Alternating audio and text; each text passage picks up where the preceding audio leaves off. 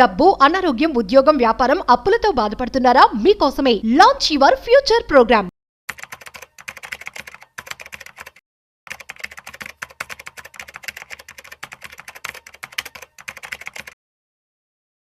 నమస్తే, నేను జీవి సత్యనారాయణ.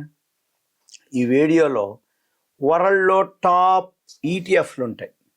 ఈటీఎఫ్ అంటే ఎక్స్చేంజ్ ట్రేడెడ్ ఫండ్స్.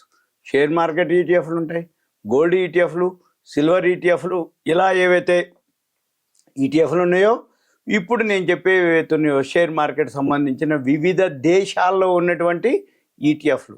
ఇప్పుడు చూద్దాం. S&P 500 స్టాండర్డ్ అండ్ పూర్, ఇది అమెరికాకి సంబంధించినటువంటిది. మీరు ఏదైతే ఉందో మనం దానికి సంబంధించిన S&P స్టాండర్డ్ అండ్ పూర్, మనము స్టాండర్డ్ అండ్ పూర్కి సంబంధించినటువంటి వికీపీడియా మనం కనుక వికీ చూస్తే, ఆ అమెరికా మార్కెట్లో ఏవైతే స్టాండర్డ్ అండ్ పూర్ ఉందో, ఈ స్టాండర్డ్ అండ్ పూర్ ఎప్పుడు స్థాపించిండ్రు? 1957లోనే. అంటే అదొక 43, ఇదొక 25, 68 ఏళ్ల కింద స్టాండర్డ్ అండ్ పూర్ ఉంది. మనకి అది 500 కంపెనీలు ఉంటాయి. ఆ 500 కంపెనీల్లో మనకి ఏది మంచిదో, ఏది చెడో, ఏది బాగుందో, ఏది బాగలేదో, అసలు ఆ పర్ఫార్మెన్స్ ఎవరు ఏంటిదనేది తెలియదు. కానీ మనము ఆ ఈటీఎఫ్లో కనుక కొనుక్కుంటే ఓకే, మన పని ఎంతసేపటికేంది, ఆ స్టాండర్డ్ అండ్ పూర్ సంబంధించినటువంటి ఆ 500 ఈటీఎఫ్లో మనం కొనుక్కోవచ్చు. దానికి తగ్గటువంటి ఇన్ఫర్మేషన్ కానీ ఏదైతే ఉందో అది టాప్ 500లోనే ఉంటుంది. దానికి ఏదైతే గ్రాఫ్ ఉంటుందో, ఎంటర్ ఎగ్జిట్ ఉంటుంది, సాఫ్ట్వేర్ ఉంటుంది, టూల్స్ ఉంటాయి. ఇప్పుడు ఏఐ టూల్స్ వచ్చినాయి, ఆర్టిఫిషియల్ ఇంటెలిజెన్స్ టూల్ వచ్చినాయి, ఆల్గో సాఫ్ట్వేర్ వచ్చింది, సెమీ ఆల్గో సాఫ్ట్వేర్ వచ్చింది. దాంతో మనం S&P standard and poor 500 American దాంట్లో ఇన్వెస్ట్ చేయడానికి మనము ప్లాన్ చేసుకోవచ్చు.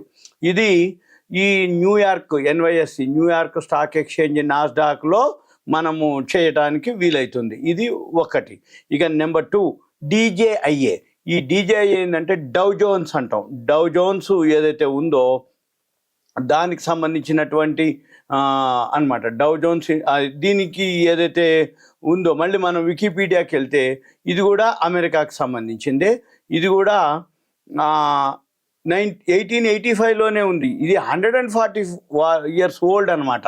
ఏది అదొక 1885 అంటే అదొక 1900, 115, ఇదొక 25. ఇప్పుడు అంటే 140 ఏళ్ళ కిందట స్టార్ట్ అయింది. 1896 May 26లో డౌ జోన్స్. అది కూడా న్యూయార్క్ స్టాక్ ఎక్స్చేంజ్లోనే ఉంటుంది. దీంట్లో ఏవైతే ఉన్నాయో ఇవి డౌ జోన్స్ బేస్ అనమాట. 30 కంపెనీలు ఉంటాయి. ఆ ఈటీఎఫ్ని కూడా మనము కొనుక్కోవచ్చు, ఒకటి.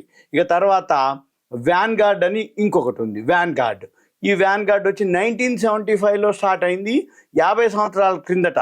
ఇది కూడా యుఎస్డే.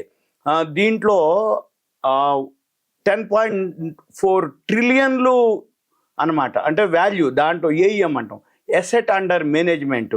ఇది కూడా 1975లోనే స్టార్ట్ అయింది. ఇది అంటే 1975 అంటే అదొక 25, ఇదొక 25, 50 సంవత్సరాలు అయింది దీనిది వ్యాన్గార్డ్. ఇది కూడా ఏదైతే దీని యొక్క ఎంప్లాయీస్ 20,000 మంది ఉన్నారు. ఇది 10.4 ట్రిలియన్లతోటి ఏఈఎం, ఎసెట్ అండర్ మేనేజ్మెంట్ అంటాం, అది నడుస్తుంది. తర్వాత నాస్డాక్ 100. ఈ నాస్డాక్ 100 ఏదైతే ఉందో, నాస్డాక్ 100, ఈ నాస్డాక్ 100 ఇది కూడా అమెరికాది. ఈ నాస్డాక్ 100 ఎప్పుడు స్టార్ట్ అయింది? 1985. ఇది అంటే 40 years బ్యాక్. ఇది అమెరికాకి సంబంధించింది. దీని యొక్క మార్కెట్ క్యాపిటలైజేషన్ వచ్చి 25.34 ట్రిలియన్లు అనమాట. డౌ జోన్స్ నాస్డాక్ అంటాం కదా, అది అనమాట.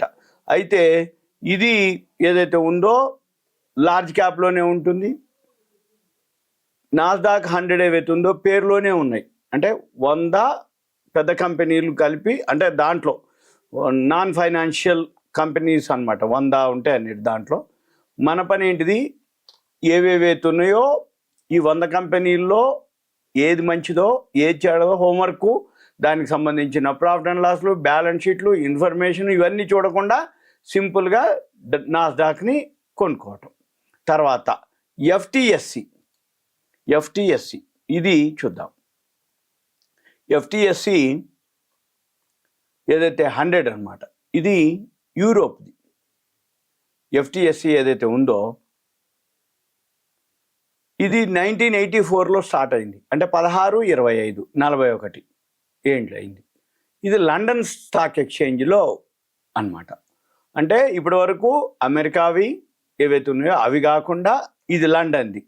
ఇది దీంట్లో ఏదైతే ఉందో ఇది కూడా లార్జ్ క్యాప్ ఉంటుంది. దీని యొక్క మార్కెట్ క్యాపిటలైజేషన్ వచ్చి 2.119 ట్రిలియన్ యూరోలు. ఇవేదైతే యూరోప్ ఉందో, లండన్ ఉందో అక్కడ అనమాట. అంటే ఏంది, మనం ఏవైతే ఉందో ఒక్కొక్క కంట్రీకి, ఒక్కొక్క ఖండానికి, యుఎస్ అనుకోండి, యూరోప్ అనుకోండి, ఏషియా అనుకోండి, అవి మనము అబ్జర్వ్ చేయాలి. ఇక తర్వాత హ్యాంగ్సంగ్ ఏదైతే ఉందో, ఈ హ్యాంగ్సంగ్ వచ్చి దీనికి సంబంధించినటువంటి మన పని ఏమి లేదు. ఏ కంట్రీ ఏది ఫేమస్ ఉందో చూసుకోవాలి. ఇది 1964లో స్టార్ట్ అయింది.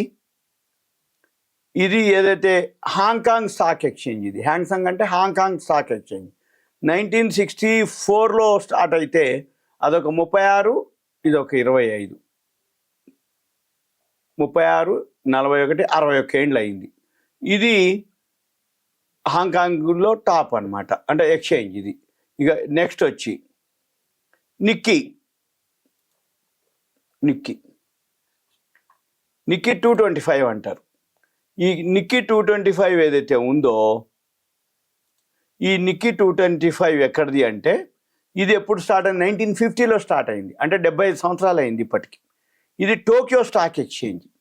ఈ టోక్యో స్టాక్ ఎక్స్చేంజ్ దీంట్లో ఏవైతే ఉన్నాయో 225 అనమాట. జపనీస్ది ఇది. నిక్కీ అంటే జపాన్ది అనమాట. జపాన్ ఏదైతే ఇండెక్స్ ఉందో అది అనమాట. ఇప్పుడు మన ఎన్ఎస్సి బిఎస్సి ఎట్లా అంటామో నిక్కీని జపాన్ ఇండెక్స్ అనమాట. ఇది 1950 అంటే ఇది ఒక 75 ఇయర్స్ బ్యాక్. దీంట్లో కూడా ఇన్వెస్ట్ చేయొచ్చు. తర్వాత ఇక మన నిఫ్టీ 50, ఈ నిఫ్టీ 50 ఏదైతే ఉందో మనది అన్నట్టుగా. నిఫ్టీ 50 వచ్చి ఎన్ఎస్సి ఎక్స్చేంజ్ ఇండియాది. ఇది 1996లో నిఫ్టీని స్టార్ట్ చేయడం జరిగింది. ఇప్పటికి ఒక 29 సంవత్సరాలు గడిచింది. మన ఇండియాది ఎన్ఎస్సి బిఎస్సి ఏదైతే ఉందో ఎన్ఎస్సి అన్నమాట. ఇది సింపుల్గా వీటిల్లో కూడా మనము ఈటీఎఫ్లు ఇన్వెస్ట్ చేయొచ్చు. ఇవన్నీ మీకు awareness, education, information, knowledge purpose మాత్రమే ఈటీఎఫ్లు.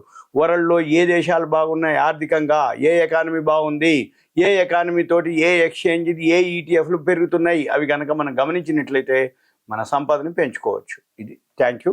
సెలవు.